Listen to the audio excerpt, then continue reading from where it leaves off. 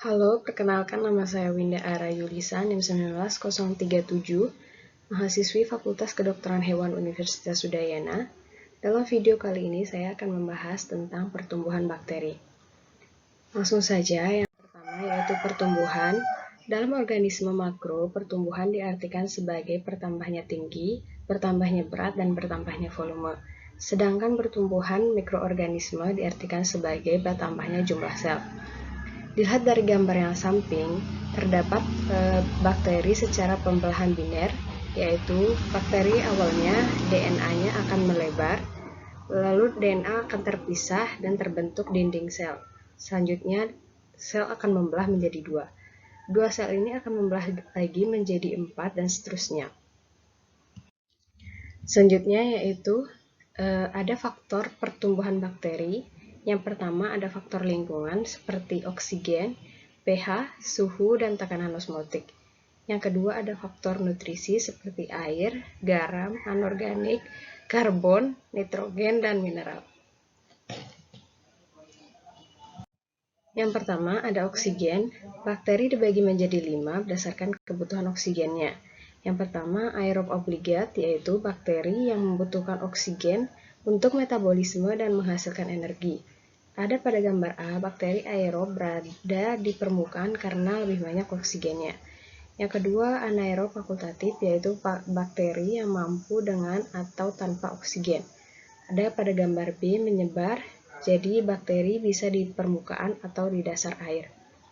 Yang ketiga ada anaerob obligat, yaitu bakteri yang membutuhkan oksigen, bakteri yang tidak membutuhkan oksigen, bahkan toksit dan mati bila terkena oksigen. Pada gambar C, bakteri terdapat pada dasar tabung karena di dasar tabung tidak terdapat oksigen sama sekali.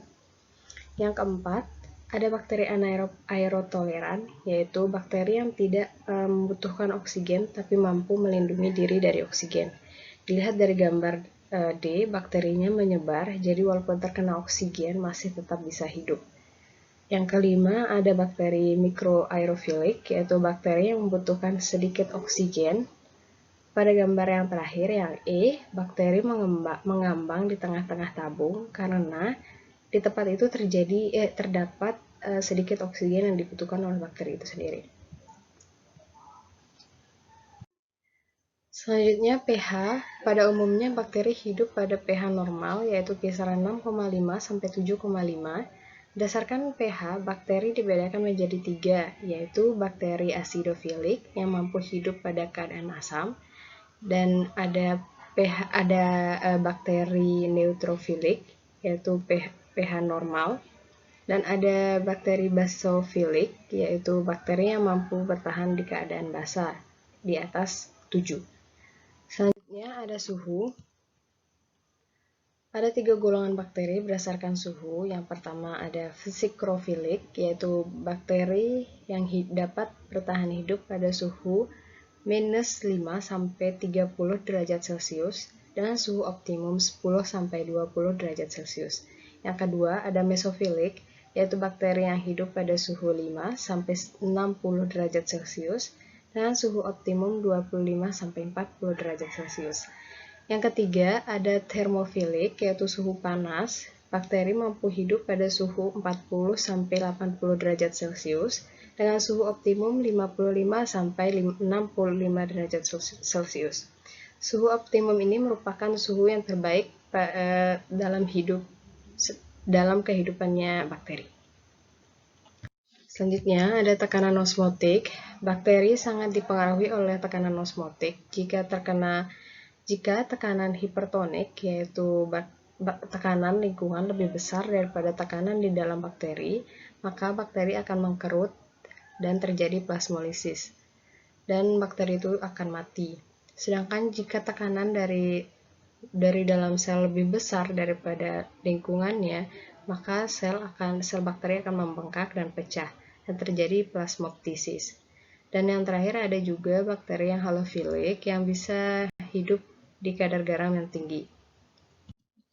Selanjutnya di sini ada faktor nutrisi. Di sini ada air sebagai pengantar atau pelarut semua bahan gizi yang diperlukan oleh bakteri dan membuang zat-zat sisa keluar tubuh atau metabolisme. Untuk semua nutrien yang dibutuhkan bakteri harus berupa larutan sebelum masuk ke dalam sel bakteri. Selanjutnya ada garam anorganik, ya, berfungsi untuk mempertahankan keadaan koloidal, tekanan osmotik, dan keseimbangan asam basa. Dia juga bisa menjadi enzim sekaligus enzim aktivatornya. Selanjutnya ada karbon, yang sebagai sumber energi seperti bakteri autotrof yang membutuhkan karbon melalui CO2 untuk fotosintesisnya, dan ada heterotrof yang mengambil karbon dari organisme lain, dan ada juga kemoautotrof yang menggunakan karbon organik dari luar. Selanjutnya ada nitrogen. Nitrogen dapat diperoleh dari protein dan asam amino. Bakteri mendapatkan nitrogen dari decomposer protein yang dilakukannya. Beberapa bakteri menggunakan amonia dan nitrat, dan sedikit yang menggunakan N2 untuk fiksasi nitrogen. Lalu yang terakhir ada mineral. Ada beberapa mineral yang dibutuhkan bakteri antara lain, pertama sulfur, yang terdapat di asam amino, tiamin, dan biotin. Beberapa menggunakan sulfat dan hidrogen sulfida sebagai sumber sulfurnya. Selain sulfur, bakteri juga menggunakan fosfor untuk bertahan hidup, yang terdapat dalam DNA, RNA, membran, dan ATP. Bakteri mendapatkan fosfor dari fosfat sebagai sumbernya. Selanjutnya di sini ada fase pertumbuhan bakteri. Fase pertama yaitu fase lag atau fase adaptasi bakteri pada media baru. Lalu fase ini bermacam-macam tergantung komposisi media yang digunakan, dan tergantung juga pada pH, suhu, dan lain-lainnya. Dalam fase ini, bakteri tidak banyak membelah atau membelah secara lambat karena masih penyesuaian dengan media baru. Yang kedua ada fase log atau eksponensial. Pada fase ini, bakteri tumbuh dengan cepat, membelah sampai 2 kali lipat, dan seterusnya. Yang ketiga ada fase stasioner, yaitu pertumbuhan bakteri tetap tidak mengalami peningkatan, dan jumlah bakteri ini berbarengan dengan hasil metabolisme mereka, sehingga banyak hasil metabolisme bakteri tersebut di media pertumbuhan. Yang terakhir ada fase kematian. Di fase ini banyak bakteri yang mati karena medianya sudah tercemar toksit dari hasil metabolisme mereka, dan nutrisi pada fase ini juga sudah sangat berkurang. Sekian dari video ini, terima kasih.